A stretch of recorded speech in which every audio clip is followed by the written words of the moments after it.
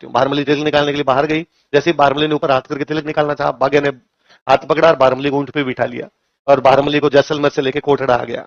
जैसलमेर से कोटड़ा आते आते भाग्य को बारमली को भाग्य से बेइंतहा मोहब्बत हुई।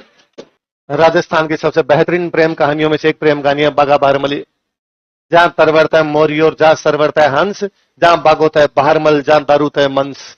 हुआ क्या था, मालदेव जिन दिनों अपने 58 युद्ध जीत रहा था, आसपास के इलाकों पर हमले कर रहा था, तो जब उसने जैसलमेर पर अटैक किया तो जैसलमेर वालों की समझ आ गई भाई इसके खिलाफ पार तो पड़ेगी नहीं, तो फलोदी दे दो आके जैसे तैसे उसको वापस भेजा गया, अरे लड़ मत वापस जा तू।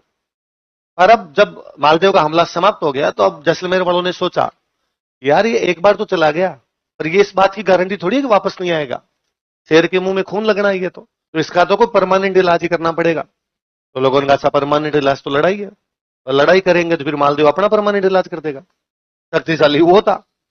तो फिर जैसलमेर वालों ने दिमाग लगाया कि क्यों ना अपनी राजकुमारी का विवाह मालदेव से कर दिया जाए। एक तीर से दो शिकार, एक तो राजकुमारी के लिए योग्य राजा की आवश्यकता है, मालदेव से योग्य राजा पूरे उत्तर भारत में उस समय कोई भी नहीं था। तो मालदेव के साथ राजकुमारी का ब्याह हो जाएगा, सबसे अच्छी बात। दूसरा, जब ब्याह हो जाएगा तो जवाई बन जाएगा, जवाई बन जाएगा तो हमला करेगा, ये ठीक। और मालदेव के पास समाचार भेजा कि जैसलमेर वाले अपनी राजकुमारी उमा दे का विवाह तुम्हारे साथ करना चाहते हैं। मालदेव ने कहा हो मैं तो तैयार बैठा हूं। उमा दे वैसे भी बेहद सुंदर राजकुमारी थी। विवाह का दिन निश्चित किया गया। मालदेव जी अपनी एक लंबी चौड़ी बारात लेके जैसलमेर पहुंचे। कहते जैसलमेर में बड़ी चर्चाएं थी मालदेव की बारात की कि मालदेव जी एक बड़ी बारात लेके आए हैं, इतने हाथी, इतने घोड़े, इतनी बड़ी बाराती साथ के अंदर। मालदेव जी की बारात रुकी हुई है, लोग बारात देखने के लिए जा रहे हैं। बारात रुकती है उस जगह को बोलते हैं डेरा। स्कूल में रुकती है, ये तो अब शहर वालों की हुआ है कि मैरिज गार्डन है, होटल्स है।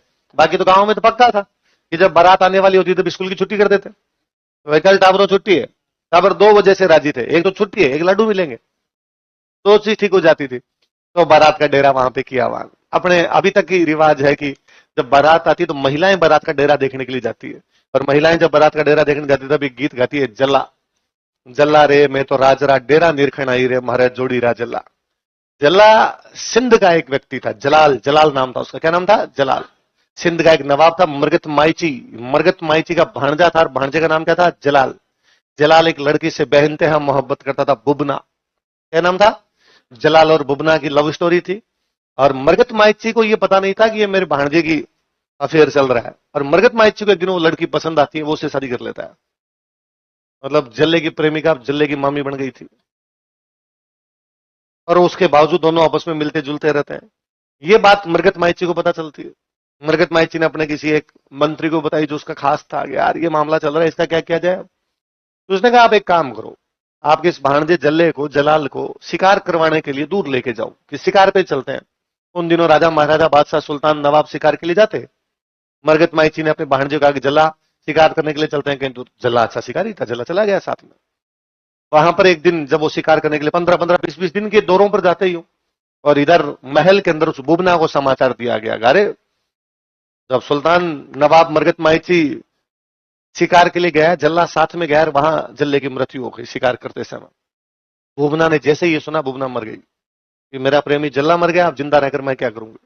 यह समाचार नवाब को भेजा गया, नवाब मरगत माईची तुम्हारी रानी, तुम्हारी पत्नी, तुम्हारी बेगम बुबना की मृत्यु हो गई है। जल्ला पास में ही खड़ा था, उसने जब सुना कि बुबना मर गई, जल्ला मर गया, दोनों ने एक दूसरे की मृत्यु के समाचार सुन के अपने प्राण त्याग दिए थे। हम कहते हैं कोई प्रेम करे तो वैसा करे जैसा किसने किया था? जल्ले ने। इसलिए आज भी हम गीत गाते हैं, जला रे मैं तो राजरा डेरा निरखण आई रे मारे जोड़ी रा जल्ला। कुछ जोड़ी मिले तो किस जैसी मिले? जैसी जोड़ी किसकी थी? जल्ले की। तो महिलाएं कौन सा गीत गाती है? तो मालदेव जी की बारात भी आई, मालदेव जी की बारात आई तो महिलाएं जल्ला गाती भी गई। सब समाचार वहां से उसी प्रकार के, अगर बड़ी अच्छी बारात आई है, इतनी तगड़ी बारात है। उमा दे दुल्हन बनी हुई, दुल्हन घर से बाहर जा नहीं सकती, मन में तो उमंगे उसके भी उठे कि मैं भी मेरी बारात देखूं कितनी बड़ी क्या है, जब सारे इतने समाचार ला रहे हैं। तो उसको लगा क्यों ना अपने किले के ऊपर चढ़ते हैं। किले के ऊपर चढ़ने के बाद नीचे सब कुछ दिखता है, तो आपने भी दिख जाएगा बारात कहां रुकी हुई है। तो उमा दे जैसलमेर के किले के ऊपर चढ़ रही है।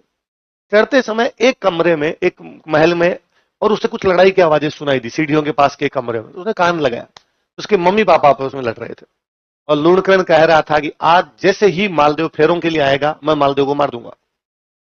तो लूणकरण की रानी ने कहा अपना जमाई, उसने काय का जमाई है, थोड़े दिन पहले हमला करने आया था, और दबाव में आके ब्याह करना पड़ रहा है, मारेंगे इसको तो आज बदला लेंगे। वैसे तो मरेगा नहीं युद्ध में, ऐसे मारेंगे। अरे अपनी बेटी जो है वो विधवा हो जाएगी, उसने कहा सती कर देंगे, इसको मारेंगे आज, और यदि तूने किसी को बता दिया तो पहले तेरे को मारूंगा मैं। उमादे ने सोचा, उमादे पसोपेश में, एक तरफ उसके पिता है जो मालदेव को मारना चाहते हैं, एक तरफ मालदेव है जो उसका होने वाला पति है। उमादेव को लगा मुझे किसका साथ देना चाहिए, और उमादेव को लगा नहीं, हिंदू धर्म कहता है कि सगाई अपने आप में आधा विवाह है, मुझे मेरे पति का साथ देना चाहिए। उसने मालदेव के पास समाचार भेजे कि मालदेव जी आज जब फेरों में आओ तो थोड़े सावधान रहना, आपके साथ यहाँ पे घात किया जा सकता है, यहाँ पर आपके साथ विश्वासघात हो सकता है। मालदेव जी ने लेटर पढ़ा, उनका थैंक यू उमादेव, मैं वैसे भी इनसे नहीं मरता, पर तूने बता दिया तो थोड़ा और ध्यान रख लूंगा। अब मालदेव जी के साथ बारात में जो जोधपुर से गए थे उनमें से 2 बॉडी बिल्डर सांटे जिम विम जाने वाले, उनको कहा तुम्हारा एक ही काम है, मैं जब फेरों में जाऊं तो लूणकरण को पकड़ के बाहर बैठ देना, जब तक मेरे फेरे खत्म नहीं हो लूणकरण अंदर आना। उनका डन, चिंता ही मत करो साहब आप। अब जैसे ही मालदेव जी वहां फेरों के अंदर जाके बैठे, बाकी सब लोग महफिल में जाके बैठे, इतने में लूणकरण जी अंदर जाने लगे। अंदर जाने लगे तो 2 गेट पे तैयार करते, उनका भाई साहब ध्यान किधर है तुम्हारे हीरो, क्या तरीका है, इधर उधर भागे घूम रहे हो, इतनी दूर से बाराती आए हैं, ये नहीं 2 पैक ले साथ में बैठे, जरा पैक बनाओ लूणकरण जी का। लूणकरण जी कहा, अरे नहीं नहीं मेरे इतने सारे काम, उनका राजा है तू, राजा, राजा का ही काम है, राजा के काम करने वाला नौकर चाकर खूब है, बैठ जा। लूणकरण लगा मरा दिया यार, यदि मैं अंदर नहीं गया तो मालदेव को मारेगा कौन, क्योंकि पूरी प्लानिंग तो मेरी है अकेले की। तो लूणकरण ने कहा, अरे बस एक बार 5 मिनट कन्यादान करके आ रहा हूं, कन्यादान करके आ जाता हूं। उन दोनों ने कहा कन्यादान कोई कर देगा, तुम्हारा भाई कर देगा, तुम्हारा बेटा कर देगा, तुम यहीं बैठे रहोगे, तुम अंदर नहीं जाओगे। लूणकरण के तो समझ में आ गई कि जाने तो देंगे, तो लूणकरण जी तो वहीं बैठ गए। और सच्ची बात भी यही है, गांव में कन्यादान कोई कर देता है, भाई से करवा लेते हैं, बेटे से करवा लेते हैं, चाचा जी ताऊ जी कोई कर जाते हैं। ये फिल्मों में देखा मैंने, फिल्मों में 2 चीजें देखी, एक तो कन्यादान के समय पंडित जी हल्ला मचाते हैं, कन्या के पिता कहाँ है, कन्या के पिता कहाँ है? और कन्या के पिता को उसी समय गायब होना होता है, पहले कन्या का पिता इधर उधर ही डोलता रहता है। एक मैंने फिल्मों में और शहरों में देखा कि लड़की की शादी में लड़की के घर वाले भी, लड़की के भाई भी नए कपड़े पहनते हैं। तो मेरी बहन की शादी और मैं नए कपड़े पहन के घूम रहा हूं, ऐसा या तो शहरों में होता है या फिल्मों। गांव में मेरी बहन की शादी हो, मैं नए कपड़े पहन लूं, मेरे घर वाले फाड़ दें, ब्याह तेरा है बहन का है, बहन का है तो तू भी होगी, क्यों घूम रहा है फालतू, जा कढ़ाई लेके आ उधर से। अब यदि मैंने नए धोले धप एकदम कुर्ते पजामे पहन भी रखे हैं तो उनके ऊपर कढ़ाई लाता हुआ बुरा भी लगूंगा भाई साहब। वो ऐसे काम करवाते हैं भट्टी गोद, और मैं लगाऊं फावड़ा ले गए ईंटें इधर उधर करने के लिए, भट्टी जचाने के लिए वहां पे। अब तो फिर भी थोड़े बहुत गांव में पैसे आए हैं तो मामला थोड़ा ठीक ठाक हुआ है, वरना पहले मुझे याद है गांव में मिठाई के नाम पे होते थे लड्डू बूंदी, उसमें भी हलवाई को कहते कि तू तो खाली बूंदी बना दे, लड्डू तो हम बना लेंगे। तो हलवाई जी बूंदी बना के चले जाते, बाद में घर के सब टाबरों को लगाते, भाई साहब पूरे। तुम बच्चों ने तो देखा ही नहीं होगा, 2000 के बाद जो पैदा हुए हो, तुम क्या जानो इन चीजों को, 2000 ही क्या, तुम तो 2010 के बाद की पैदाइश हो कही, तो तुम इन चीजों को क्या जानो। ये ना भूख के दुखने लग जाते हैं यहां से, पर सारे दिन यूं करते रहते, और फिर भी उसमें मजे आते थे, उसमें लगता था कि यूं करते करते बीच में थोड़ा थोड़ा मीठा खाना कहां नसीब था ऐसा। और दिलीप से हंसते हैं कि आजकल तो टावरों को यूं मिठाई दो, टावर कहते नहीं मैं मिठाई खाता नहीं हूं।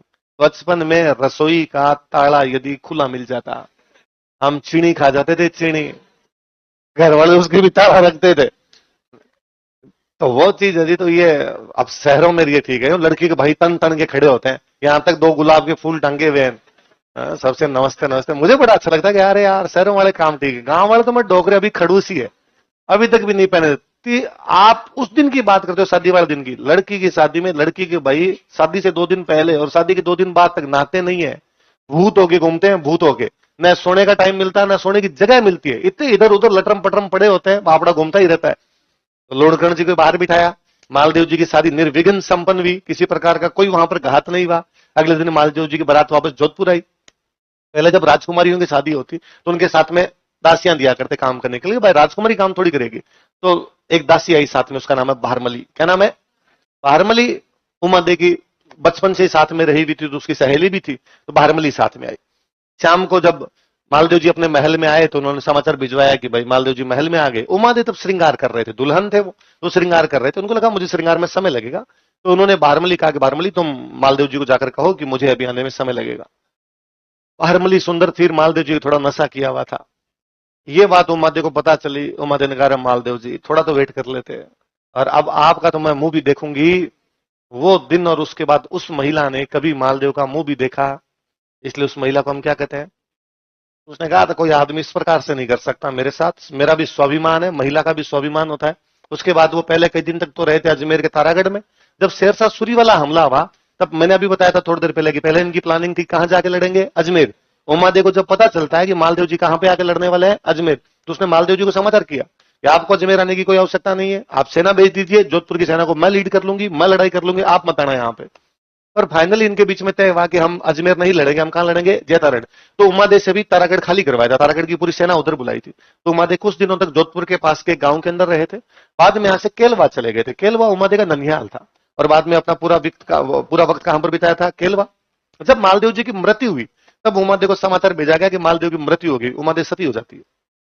उमादे ने कहा, उस व्यक्ति ने, मालदेव ने अपने पति होने का धर्म नहीं निभाया था, उसने मेरे साथ धोखा किया, लेकिन मैं उसके साथ किसी प्रकार का कोई धोखा करूंगी नहीं। उस समय महिला का जो कर्तव्य है, मेरा जो कर्तव्य बनता है, उस कर्तव्य को मैं निभाऊंगी। तो उस महिला को हम किस नाम से जानते हैं? कौन सी महिला के कारण नाराज भी? कहते हैं जब शेरशाह वाला हमला समाप्त हो गया था और उमादे कुछ दिनों तक यहाँ पर जोधपुर के पास के किसी गांव में थी, तब मालदेव जी को लगा कि यार मैंने गलत किया है उमादे के साथ, मुझे उस दिन ऐसा नहीं करना चाहिए था, उमादे को मनाना चाहिए वापस। तो उमादे को मनाने के लिए कवि भेजे गए, उनका नाम था ईसरदास जी। क्या नाम था? ईसरदास जी का। ईसरदास जी जाओ और जाके उमादे को मना कर लाओ। कवि गए, उन्होंने जाकर, रानी उमादे वापस जोधपुर चलो, मालदेव माफी मांग रहा है, मालदेव वापस बुला रहा है आपको। उमादे ने कहा, ना, रहीमन धागा प्रेम कान, मत तोड़ो छिटकाए, टूटे से फिर जुड़े नहीं न जुड़े। ये मोह मोह के धागे हैं, ऐसे थोड़ी होता है, कोई बातें लगती है यहां जाके। तलवार का घाव भर सकता है, लेकिन बातों का घाव भरता, और मैं ये नहीं कर सकती। और ईसरदास जी ने वापस समझाया कि आप जोधपुर चलो, आप पटरानी नहीं बनोगे जोधपुर की, आपका बेटा जो होगा वो जोधपुर का राजा बनेगा, आपको चलना चाहिए वापस। उनका इज्जत, इससे बहुत बड़ा स्वाभिमान है, इससे बहुत बड़ी इज्जत है। ईसरदास जी ने कहा, मालदेव जैसा बड़ा राजा जब 10 लोगों के सामने आपसे माफी मांगेगा, तो इज्जत बढ़ेगी आपकी, उम्मीद कम नहीं होगी।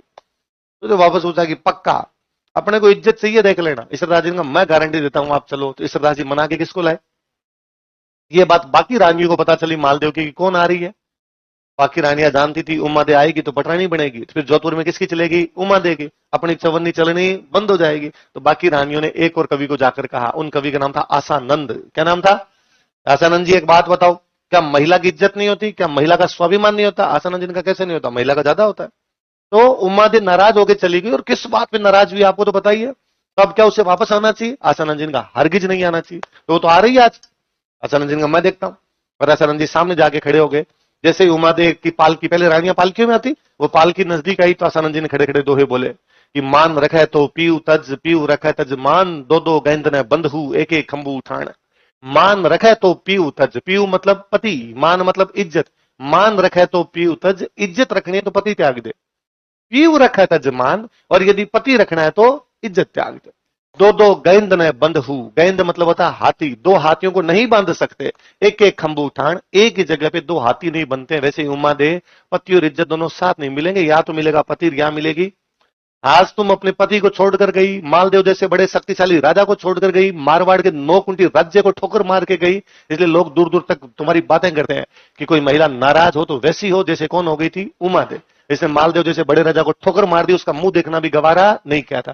तुम आ जाओगी जोधपुर, वापस मालदेव जैसा शक्तिशाली पति मिलेगा, मारवाड़ जैसा बड़ा राज्य मिलेगा, पर ये इज्जत नहीं मिलेगी। उमा दे ने कहा, अपने को चाहिए फुल इज्जत। उमा दे वापस चली गई, वापस आई नहीं उसके बाद। उम्मदे वाला एपिसोड तो समाप्त होता है, और बारमली तो मालदेव के पास ही रह गई थी। और बारमली के चक्कर में तो कांड हो गया था पूरा। एक दिन बारमली जैसलमेर की तरफ एक टक देखे, बरसात हो रही जैसलमेर की तरफ। मालदेव ने पूछा बारमली से, क्या तुम्हें जैसलमेर की याद आती है? और वो रोई। उसने कहा, क्यों नहीं आएगी, मेरा पियर है, बचपन से खेली कूदी पली बड़ी हूं वहां पे, मुझे याद कैसे नहीं आएगी? तो तुम जाकर आओ जैसलमेर। उसने कहा, किस मुंह से जाऊं? जैसलमेर वाला क्या कहेंगे कि हमारी राजकुमारी का घर बिगाड़ के आई है। मालदेव ने कहा, उनका इतनी औकात, मेरे को कहेंगे तुम जाओ। अगले दिन बारमली को भेजा, लेटर लिख के भेजा, बारमली को कुछ भी कहा गया तो देख लेना। कौन कहे भाई, जब मालदेव शक्तिशाली राजा था। बारमली जैसलमेर जाती है, वहां जो जैसलमेर का राजकुमार था शादीशुदा था, उसकी 3 रानियां थी, पर बारमली बहुत सुंदर थी। वो राजकुमार आसपास चक्कर काटे। उन तीनों रानियों ने आपस में एक दिन बातचीत की कि ननद का घर बर्बाद हुआ है, अपने वाली बाउंड्री लाइन पे खड़े हैं, कभी भी क्रॉस हो सकता है। उनमें से एक जो रानी थी वो बाड़मेर में एक जगह पड़ती है कोटड़ा, वहां कोटड़ा का सामंत था, उसका नाम था बाघ सिंह। क्या नाम था? उसकी बहन थी। और बाघ सिंह बड़ा यूं डाकू टाइप का आदमी था। उन बाकी दोनों ने उस तीसरी को कहा कि तू तेरे भाई बाघ सिंह को बुला, वही को इंतजाम कर सकता है, वरना पार नहीं पड़ेगी। उसने अपने भाई को समाचार भेजा, बाघ सिंह आया। आया तो उस बहन ने कहा, भैया वैसे तो तुमसे ऐसी क्या ही बात की जाए, बहन भाई से ऐसी बात क्या बताए, पर तुमसे कौन सी छुपी हुई है? ये बारमली हमारी ननद का घर बर्बाद करके आई है, आप बोले जीजा जी कभी भी उधर जा सकते हैं, प्लीज इसका कुछ किया जाए। बाघ सिंह का छोटी सी बात है, कल जब मैं रवाना हूं तो तिलक निकालने के लिए तुम मत आना, बारमली को भेज देना। अपने घरों में रिवाज होता है, भाई घर पे आया दूसरे दिन रवाना होगा तो बहन तिलक निकालती है। अगले दिन बाघ सिंह जैसे रवाना होने लगा तो उस जैसलमेर वालों ने कहा, अरे लो तिलक तो निकलवा के जाओ। उसने कहा जल्दी करो यार, लेट हो रहा हूं मैं। बाघ सिंह अपने ऊंट पर बैठा है, अंदर जाके समाचार दिया गया उसकी बहन को, तुम्हारे भाई जा रहे हैं बाघ सिंह, तिलक निकालो। उन दोनों भाई बहनों की बातचीत हो रही है आपस में, और उसने यूं नाटक किया, अरे मैं तो नहा ही नहीं, तिलक कैसे निकाल जाऊंगी बाहर, मैं तो ओढ़ना भी कहां गया।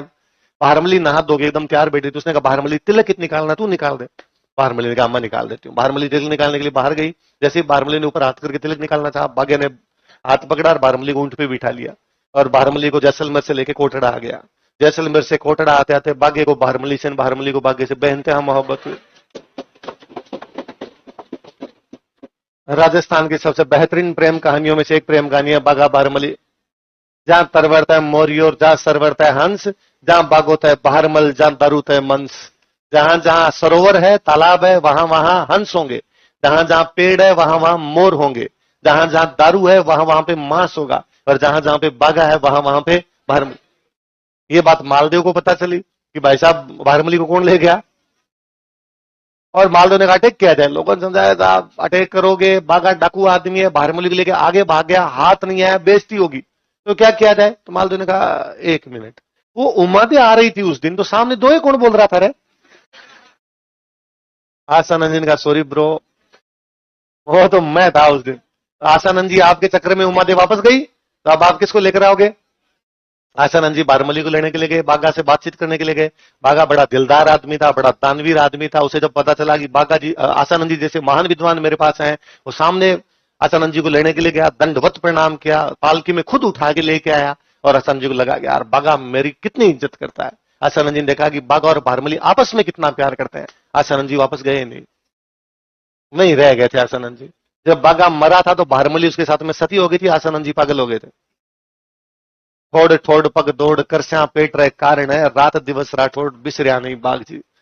जासी फूल जड़े पर बासने जासी बाघ जी, के हे बाघा जिस प्रकार फूल झड़ जाता है लेकिन उसकी सुगंध जाती नहीं है, हे बाघा तुम चले गए लेकिन तुम्हारी याद मेरे दिल से जाती। तो कौन थे वो कवि? लिखो दरबारी विद्वान।